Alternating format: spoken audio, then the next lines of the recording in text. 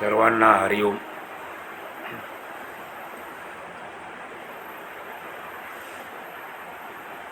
आपण माऊलींच्या हरिपाठाचा अभ्यास करत आहोत आणि अभ्यास करता करता आपण 6 अभंगाचं चिंतन केलं. मनुष्य जो आहे तो जाणतेपणे आणि अजाणतेपणे जे काही कर्म करतो त्याची त्याला फळं भोगावी लागतात. मग ते चांगली असतील किंवा वाईट असतील. जर चांगलं असेल तर चांगलं फळ मिळतं, वाईट असेल तर वाईट फळ मिळतं. आणि चांगल्या कर्मालाच पुण्य म्हटलेलं आहे, वाईट कर्माला पाप म्हटलेलं आहे. खरं तर वाईट कर्म म्हणजे पाप करण्याची इच्छा बहुतेकांची नसते, त्यांच्याकडून घडून येतं पाप कर्म. पण जर ते पापकर्म आपण दुर्लक्षित केलं, ते वाढत गेलं, तर मग त्याचा फार मोठा दोष, फार मोठा वाईट परिणाम आपल्याला भोगायला लागतो. आणि मग अशा माणसाची पातकं म्हणजे पाप कशी होतात ती आपल्याला माऊली आजच्या 7व्या अभंगात सांगते. आज आपण 7व्या अभंगाचा अभ्यास करतो. पर्वताप्रमाणे पातक करणे, वज्रलेप होणे अभक्तासी. वज्रलेप होणे अभक्तासी. नाही जासी भक्ती तो पतित अभक्त, हरिसी न भजत दैवहत. हरिसी न भजत दैवहत. अनंत वाचाळ बरळ ती बरळ, त्या कैसे निगोपाळ पावे हरी. त्या कैसे निगोपाळ पावे हरी. ज्ञानदेवा प्रमाण आत्मा निधान, सर्वाघटी पूर्ण एक नांदे. सर्वाघटी पूर्ण एक नांदे. हरिमुखे म्हणा, हरिमुखे म्हणा, पुण्याची गणना कोण करी. पुण्याची गणना कोण करी. या अभंगामध्ये काही कठीण शब्द असतील तर आपण त्याचा अर्थ बघूया. पातक म्हणजे पाप. पातकचा अर्थ आहे पाप, पापे. पतित म्हणजे पातकी, पापी. वज्रलेप म्हणजे अक्षम्य, अक्षम्य. ज्याला क्षमा करता येत नाही त्याला म्हणतात अक्षम्य.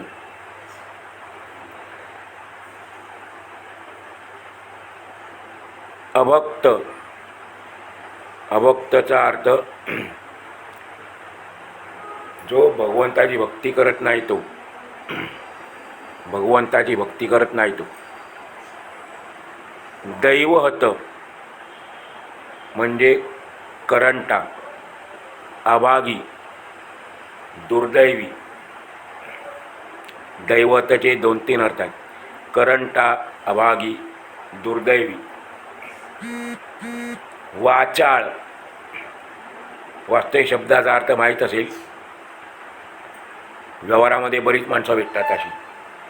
विषयाशी संबंध नसताना व्यर्थ बडबड करणारे. वाचाळचा अर्थ आहे विषयाशी संबंध नसताना व्यर्थ बडबड करणारे. बरळमध्ये क्रियापद आहे ते खरं, बरळणे क्रियापद आहे. त्याचा अर्थ आहे माणूस जेव्हा अर्धवट झोपेमध्ये बडबडतो, निरर्थक बोलतो, त्याला बरळणं म्हणतात. अर्धवट झोपेमध्ये आपण जे बडबडतो, निरर्थक बोलतो, त्याला बरळणे म्हणतात. गोपाळ म्हणजे हरी. गोपाळचा अर्थ आहे हरी. निधानचा अर्थ आहे ठेवा. निधान म्हणजे ठेवा. नांदणे, सर्वासाठी पूर्ण एक नांदे, त्यामध्ये क्रियापद आहे नांदणे म्हणजे वास्तव्य करणे, राहणे. आपण बघूया एक एक चरणाचा अर्थ काय. पहिल्या चरणात माऊली सांगते, जे हरीची भक्ती करीत नाही अशा अभक्तांनी केलेली पर्वतासारखी पापे त्यांच्या मस्तकावर कायमची बसतात, त्यांना चिकटून राहतात. दुसऱ्या चरणात माऊली सांगते, ज्याला भक्ती नाही, जो भगवंताची भक्ती करत नाही, जो अभागी दुर्दैवी मनुष्य हरीचे भजन करत नाही, तो अभक्त आहे. हरीचे भजन न करणारा अभक्त आहे. तिसऱ्या चरणात माऊली सांगते, जे वाचाळचा शब्दशः अर्थ आपण आता पाहिला, व्यर्थ बडबड करणारे. पण इथे त्याचा अर्थ आहे मुखाने हरिनाम घेण्याऐवजी व्यर्थ बरळतात, त्यांना गोपाळ म्हणजे हरी कसा बरे प्राप्त होणार, प्रश्न विचारलेला आहे. जे वाचाळ म्हणजे मुखाने हरिनाम घेण्याऐवजी व्यर्थच खूप बरळतात, त्यांना गोपाळ म्हणजे हरी कसा बरे प्राप्त होणार. आणि शेवटच्या चरणात माऊली सांगते, हरी म्हणजे गोपाळ हाच आत्मरूप ठेवा आहे. हरी म्हणजे गोपाळ हाच आत्मरूप ठेवा आहे. तोच सर्वांच्या देहात, सर्वांच्या शरीरात वास्तव्य करणारा आहे. सर्वांच्या शरीरात राहणारा आत्मरूप ठेवा म्हणजे हरी आहे. माऊली या अभंगातून अभक्ताचे लक्षण आणि त्याच्या अभक्तीचा परिणाम सांगतात. अभक्त कसा ओळखायचा आणि त्याच्या अभक्तीचा परिणाम त्याला काय भोगायला लागतो हे माऊली सांगतात. वास्तविक भक्ताची लक्षण सांगितली पाहिजेत. माऊली देखील एक श्रेष्ठ भक्त होते. मग भक्ताची लक्षणं सांगताना न सांगता इथे अभक्ताची लक्षणं सांगतात. त्याचं काय कारण असावं, तर त्याचं कारण असं आहे की आपल्याला समजलं पाहिजे, भक्त आणि अभक्तामधला फरक कळला पाहिजे. अभक्त कसा आहे हे लक्षात आल्यानंतर आपण त्या मार्गाने जाणार नाही, आपण तसं आचरण करणार नाही. आणि तसं आपलं आचरण नसेल, अभक्तासारखे आपली लक्षणं नसतील, तर आपण भक्तच आहोत. अंधाराचं वर्णन करण्यासाठी प्रकाशाचं महत्त्व समजलं पाहिजे, तर आपल्याला अंधार काय ते समजेल. तसंच आहे ते अभक्ताचं लक्षण सांगितल्यानंतर आपल्याला भक्ताचं लक्षण आपोआप समजेल. माऊली म्हणते, अभक्ताची पर्वतासारखी महापापे वज्रलेप होतात. त्यांच्याकडून एवढी पापे होतात, साधी पापं नाही, महापापे. मनुष्याकडून 10 प्रकारची महापापे होतात. त्यातली शारीरिक 3 आहेत, वाचेची म्हणजे वाणीची 4 आहेत आणि मनाची 3 आहेत. अशी महापातके महापापे अभक्तांकडून होतात आणि ती कधीच नष्ट होत नाही. ती वज्रलेपासारखी आपल्याला चिकटून राहतात. ती अक्षम्य असतात. भगवंताचे भक्त बनून भगवत प्राप्ती करून घेणे म्हणजे आपण आपला उद्धार करून घेणे आहे. आपला उद्धार कशामध्ये आहे? मनुष्य देहाचा उद्धार कशामध्ये आहे? भगवंताचे भक्त बनून त्याची प्राप्ती करून घेण्यामध्ये मनुष्य जन्माचा, मनुष्य देहाचा उद्धार आहे. वास्तविक पाहायला गेलं तर भक्ती करण्यासाठीच आपल्याला नरदेह 84 लक्ष योनीनंतर प्राप्त झाला आहे. त्याची पण संतांनी व्याख्या केली. किती जन्म झाला फेरा, गणित नाही जे दातारा, असं म्हटलेलं आहे. आणि तशी संख्या सांगितली.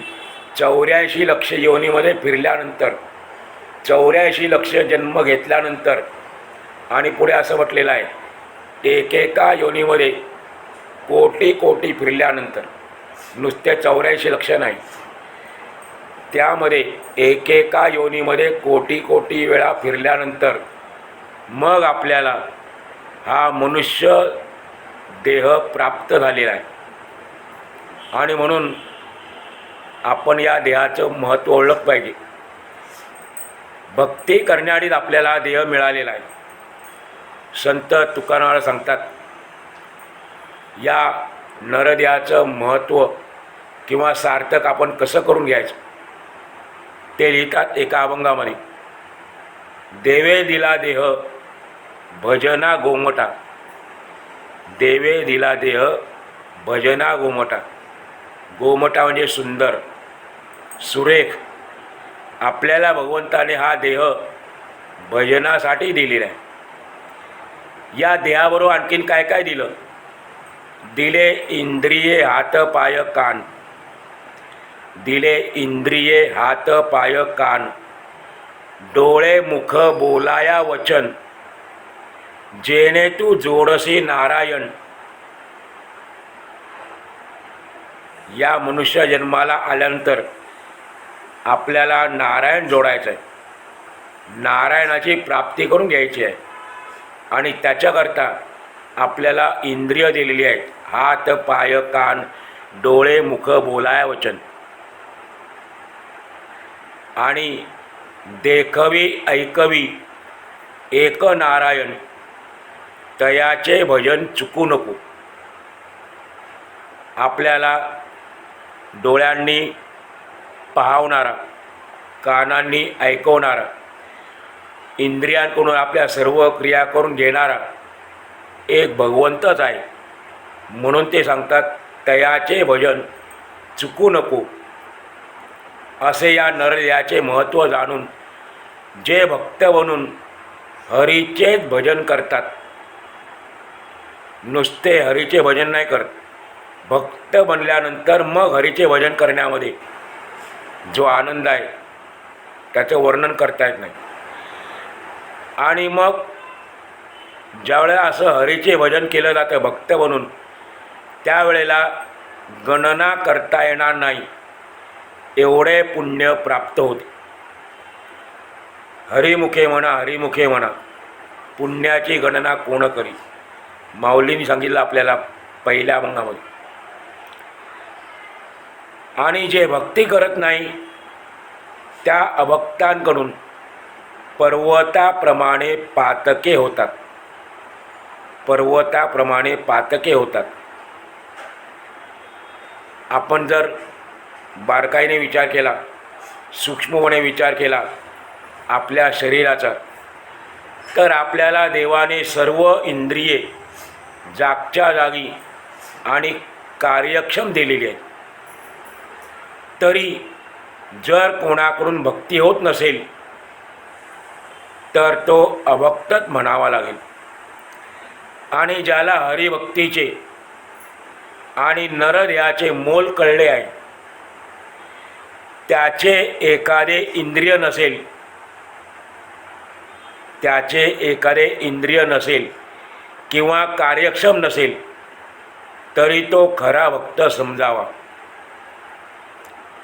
सूरदास मंदिरासमोर भजन करीत बसले असताना त्यांना एकाने विचारले, तुम्ही भगवंताला पाहू शकत नाही, मग रोज इथे येऊन वेळ वाया का घालवता? त्या मनुष्याने विचारलं सूरदासांना. जे अंध आहेत त्यांना सूरदास म्हणण्याची पद्धत आहे, त्याच्यामध्ये त्यांचा गौरव आहे. कारण कोणाच्याही अपंगत्वाचा आपण उल्लेख करू नये म्हणून अंध लोकांना सूरदास म्हणण्याची पद्धत आहे. तर त्याने विचारलं की तुम्हाला रोज येऊन बसता, इकडे भजन करता, परंतु तुम्ही तर पाहू शकत नाही, मग इथे येऊन तुम्ही वेळ वाया का घालवता? तेव्हा सूरदासाने दिलेले उत्तर ऐकून त्या मनुष्याच्या डोक्यात प्रकाश पडला. त्याने त्यांचे पाय धरले आणि तो हरिभक्ती करू लागला. मग असं काय उत्तर दिलं सूरदासांनी? सूरदास म्हणाले होते, तुझे म्हणणे एकदम 100% सत्य आहे. मी त्याला पाहू शकत नाही, पण तो तर मला निरंतर पाहतो आहे. जरी मी त्याला पाहू शकत नाही तरी पण तो मला निरंतर पाहतो आहे. यातून त्यांचा दृढ भक्तिभाव दिसून येतो. याला भक्त म्हणावे. भक्ताची अजून एक व्याख्या आहे, जो भगवंतापासून कधीही विभक्त होत नाही तो भक्त. जो नामस्मरणापासून कधीही विभक्त होत नाही तो भक्त. आणि भगवंताविषयी निष्ठा, प्रेम, श्रद्धा नसेल आपल्या मनामध्ये तर असा माणूस भक्तिरहित समजला. अशा व्यक्तीला भक्तिरहित मानलं जातं आणि त्याचाच एका शब्दात उल्लेख केलेला आहे, तो अभक्त. आणि तोच पतित महापापी असे माऊली म्हणते. कारण वेद, शास्त्रे, ईश्वर इत्यादींवर ज्याची श्रद्धा नाही असाच मनुष्य जीवनामध्ये विहित आणि निषिद्ध म्हणजे योग्य आणि अयोग्याचा विचार न करता केवळ आपल्या मनाला जे वाटेल तेच कर्म करतो. जो अभक्त आहे त्याचं आचरण कसं असतं? त्याची तर श्रद्धा नसते, न वेदावर असते श्रद्धा, शास्त्रावर श्रद्धा नसते, ईश्वरावरती असण्याचा प्रश्न येत नाही. आणि एवढंच नाही तर तो वेदशास्त्र देवाची निंदा करतो. आणि असा निंदा करणारा देखील अभक्तच आहे. अशा अभक्ताच्या ठिकाणी पावित्र्य, सदाचार आणि सत्य हे कुठून असणार? अभक्ताच्या ठिकाणी यापैकी कोणती गोष्ट नसते. पावित्र्य नसते, सदाचार नसतो आणि सत्यही नसतं. हा जो अभक्त मनुष्य आहे तो आपल्या शरीराला देव मानतो, आपल्या देहाला देव समजतो. तसेच नाना प्रकारचे विषयभोग देहाला पुरवणे याला तो भक्ती मानतो. वेगवेगळ्या प्रकारचे विषय आपल्या शरीराला पुरवणे आणि त्याचा भोग भोगणे याला तो भक्ती मानतो. देहाच्या मोहामुळे त्याची विषयांबद्दल आसक्ती वाढते. अभक्ताची लक्षणं माऊली सांगतात आहेत. देहाच्या मोहामुळे, आसक्तीमुळे त्याची विषयांबद्दल आसक्ती वाढते आपल्याला माहिती आहेत, विषय 5 प्रकारचे विषय: शब्द, स्पर्श, रूप, रस आणि गंध. आणि या सर्व विषयांमध्ये सामान्य माणूस अडकलेला आहे. त्याची त्याच्यात आसक्ती वाढते आहे आणि या विषयासक्तीमुळे पापकर्माकडे त्याची प्रवृत्ती देखील वाढते. आणि जेथे विषय असतात तेथे पापे हमखास असतातच. ज्या ठिकाणी विषय आहेत त्या ठिकाणी पापे हमखास असतातच. मग प्रश्न असा निर्माण होतो की अभक्ताकडून एवढी मोठी पर्वतासारखी पापे होतात, मग भक्तांकडून मुळीच होत नाहीत काय? तो पण मनुष्य देहाला आलेला आहे. भक्तांकडून पापे होतच नाहीत काय?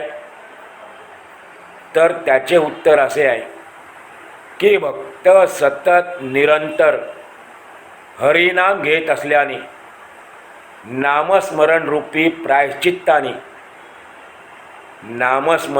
प्रायश्चित्ताने त्याच्या पापांचा नाश होतो. भगवंताच्या नामस्मरणरूपी प्रायश्चित्ताने भक्ताच्या पापांचा नाश होतो. आणि या उलट अभक्त तर पापे करतोच, पण भक्ताप्रमाणे तो प्रायश्चित्त घेत नाही. आणि म्हणून ते पाप वज्रलेप म्हणजे वज्रासारखे कठीण होत. अर्थात तो लेप पाण्याने धुतला जात नाही. व्यवहारामध्ये आपण काही वेळेला लेप लावतो, तर काही लेप असे असतात की ते पाण्याने धुतले जातात. काही लेप असे असतात उन्हाने पागळतात.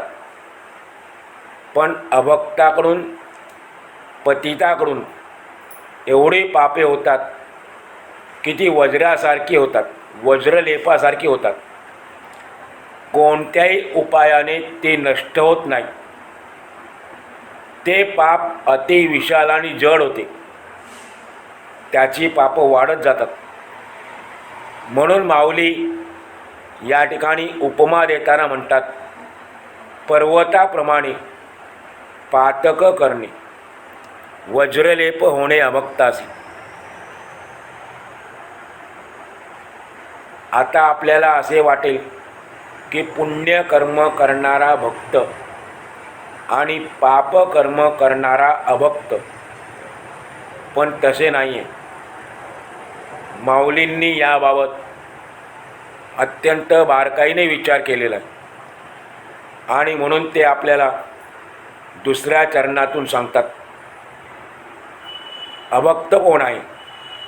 नाही जासी भक्ती ते पतित अभक्त. ते म्हणजे अभक्तांसाठी ते सर्वनाम आलेलं आहे. ज्याच्या ठिकाणी भक्तिभाव नाही तो पतित आहे. पतित म्हणजे पापी तर आहे, पण पती शब्दाला खरा अर्थ आहे आपल्या मूळ स्वरूपापासून खाली आलेला. आपलं जे मूळ स्वरूप आहे त्यापासून तो खाली आलेला आणि म्हणून तो पतितही आहे आणि अभक्तही आहे. तो भगवत प्राप्तीच्या ध्येयाकडून विचलित होतो. असा अभक्त किंवा पतित भगवत प्राप्तीच्या ध्येयाकडून विचलित होतो. तो भक्तीचा विरोध करतो आणि म्हणून ओघानेच पापकर्म करतो. म्हणून भक्ती न करणे हेच पापाचे मूळ कारण आहे. पाप शब्दाची व्याख्या या ठिकाणी माऊली करते. भगवंताची भक्ती न करणे हेच पापाचे मूळ कारण आहे. आणि भक्ती न करता तो विषयात अडकलेला असल्याने त्याची अधोगती होते. तो पतित होतो आणि तो दिन प्रतिदिन अधिकच पतित होऊन आत्मनाशाच्या गर्तेत अडकतो. म्हणजे तो स्वतःचा नाश करून घेतो. असा अत्यंत महापापी त्याच्या मनाला हरिभक्ती शिवतही नाही. खरं म्हणजे त्याचे पापच त्याला भक्ती करू देत नाही. आणि भक्ती न केल्याने त्याचे दैव अधिक हीन म्हणजे निकृष्ट कमी प्रतीचे बनते.